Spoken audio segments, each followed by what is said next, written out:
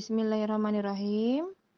Nah, sekarang kita akan membuat video tutorial mengenai cara pembuatan kutipan, baik itu kutipan langsung maupun kutipan tidak langsung. Namun sebelumnya perlu diketahui bahwa kutipan langsung itu memiliki dua jenis. Yang pertama ada kutipan langsung kurang dari 4 baris atau disebut dengan kutipan pendek. Yang kedua ada kutipan langsung lebih dari 4 baris atau bisa disebut dengan kutipan panjang. Langsung saja kita akan membuat kutipan langsung kurang dari 4 baris. Untuk kutipan langsung ini, sumber kutipan bisa kita taruh sejajar dengan kutipan yang akan kita buat. Caranya seperti ini. Langsung saja kita mengcopy paragraf yang akan kita buat menjadi kutipan. Misalnya, paragraf yang akan kita kutip yang ini. Langsung kita blok, kemudian kita copy dan dipindahkan ke Microsoft Word. Kemudian, paragraf yang sudah kita copy tadi pindahkan ke Microsoft Word. Kita rubah fontnya. Kemudian dirapihkan lagi. Selanjutnya, kita akan menaruh sumber kutipannya. Di sini kita mempunyai dua pilihan, boleh di awal kutipan ataupun di akhir kutipan. Langsung saja kita membuat kutipannya.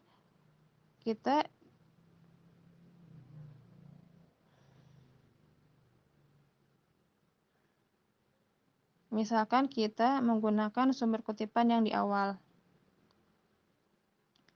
Kita tulis dulu, misalnya di sini kita memberikan tambahan kalimat menurut, lalu kita tulis nama penulis dari artikel yang tadi, namanya Eka Anissa, lalu kita tulis tahun terbitnya.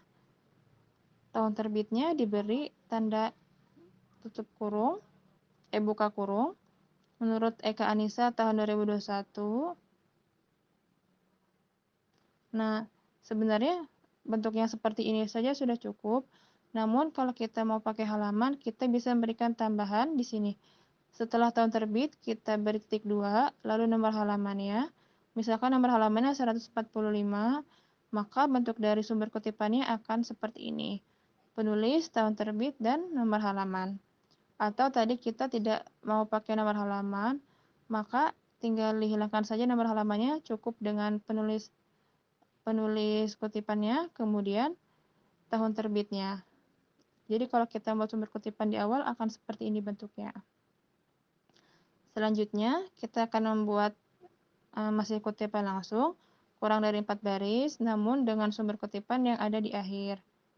Misalnya kita masih menggunakan kalimat yang tadi, cukup kita blok saja, kemudian di copy dan dipindahkan ke bawah.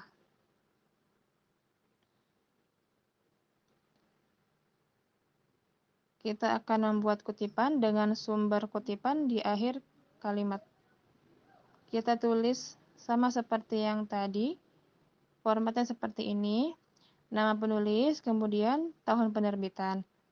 Hanya saja untuk sumber kutipan yang ada di akhir ini, antara dengan penulis dengan tahun terbit, ada dalam tanda kurung yang sama. Misalnya, kita tulis ulang namanya Eka Anissa, koma, mohon maaf sebelumnya, berhubung keyboard laptop ini komanya tidak berfungsi, jadi saya ganti menggunakan titik.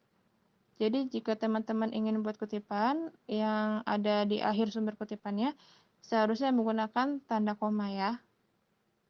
Selanjutnya setelah nama penulis, kita tulis dengan tahun terbit. Sebenarnya ini saja sudah cukup, namun jika teman-teman ingin menambahkan nomor halaman, maka teman-teman bisa menulisnya setelah tahun terbit kita tambahkan titik 2, kemudian kita beri nomor halamannya. Misalnya di sini nomor halamannya 345, maka akan seperti ini formatnya. Yang pertama tadi kutipan dengan sumber kutipan di awal, yang kedua ada kutipan dengan sumber kutipan di akhir. Jadi bedanya hanya di situ saja. Kalau di awal namanya ada di luar tanda kurung, sedangkan kutipan di akhir namanya ada di dalam kurung. Selanjutnya, kutipan langsung lebih dari 4 baris. Nah, untuk kutipan langsung lebih dari 4 baris ini, antara sumber kutipan dengan isi kutipan harus dibuat terpisah. Jadi, kita harus membuat baris baru dan agak menjorok ke depan kutipannya. Dan untuk spasi yang digunakan pun adalah spasi 1. Misalnya, ini adalah teks yang kita buat, yaitu inti dari materinya. Kemudian kita akan buat kutipan. Kita bisa menggunakan kalimat yang seperti ini. Kita tulis dulu nama penulisnya. Misalnya di sini Eka Anissa, tanda kurung tahun terbitnya 2021. Terus kita mau pakai tipe yang ada nomor halaman ya. Kemudian kita tinggal tambahkan titik 2, terus kita kasih nomor halaman ya. Misalnya 367. Kemudian kita beri kata tambahan. Di sini berpendapat. Lalu kita ambil paragraf yang akan kita kutip. Kita blok dulu. Kita copy. Kemudian akan kita pindahkan ke Microsoft-nya. Yang sudah kita siapkan tadi. Nah, tinggal kita paragraf yang sudah kita blok tadi, kita copy di sumber yang sudah kita siapkan.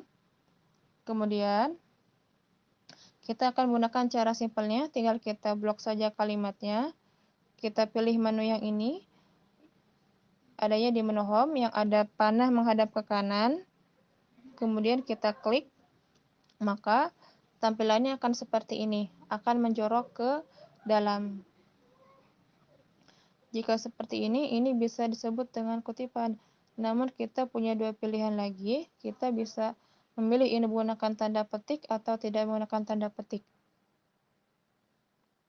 Kalau kita akan menggunakan tanda petik, maka format tulisannya harus dibuat tegak. Nah, seperti ini. Maka bentuknya seperti ini nih kalau kita menggunakan tanda petik.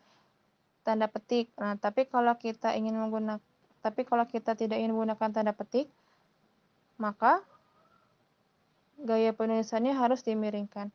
Misalnya kita blok lagi, lalu kita pakai menu yang ini, yang di home nih, yang tanda miring seperti ini. Nah, kita klik, maka bentuknya akan seperti ini, otomatis akan menjadi miring. Ini adalah contoh dari kutipan langsung lebih dari 4 baris. Jadi, antara sumber penulisan dengan kutipannya harus dipisahkan. Selanjutnya, kita akan membuat kutipan tidak langsung.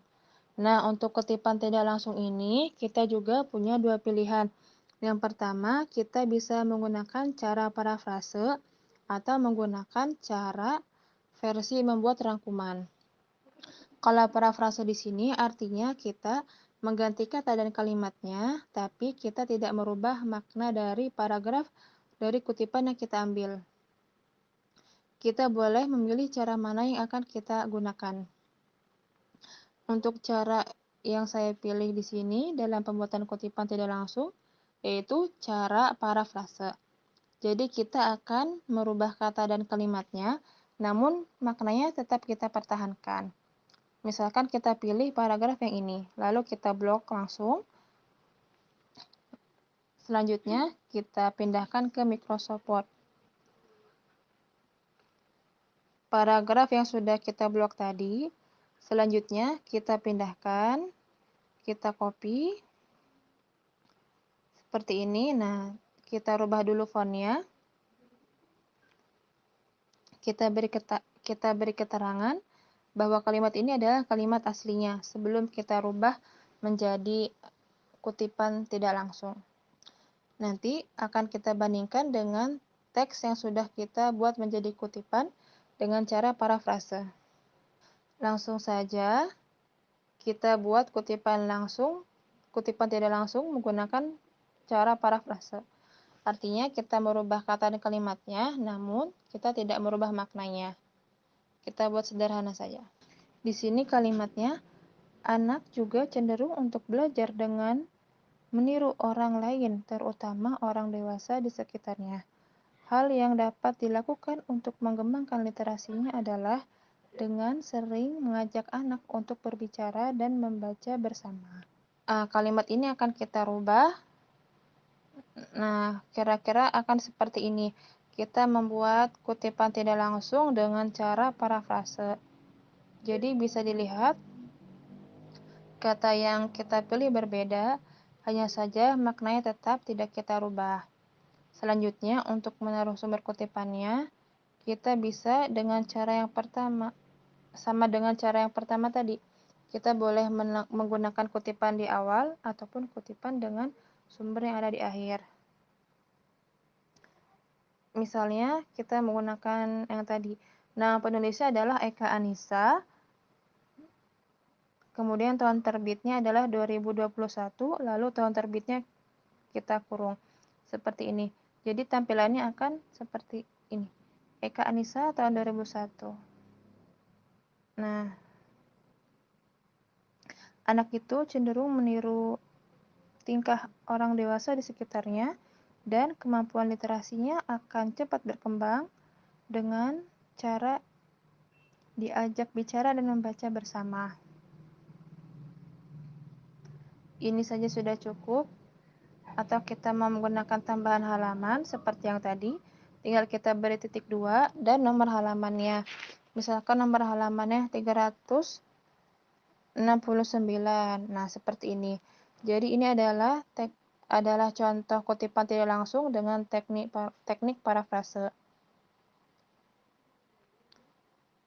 Atau teman-teman juga bisa menggunakan kutipan tidak langsung dengan cara merangkum juga boleh.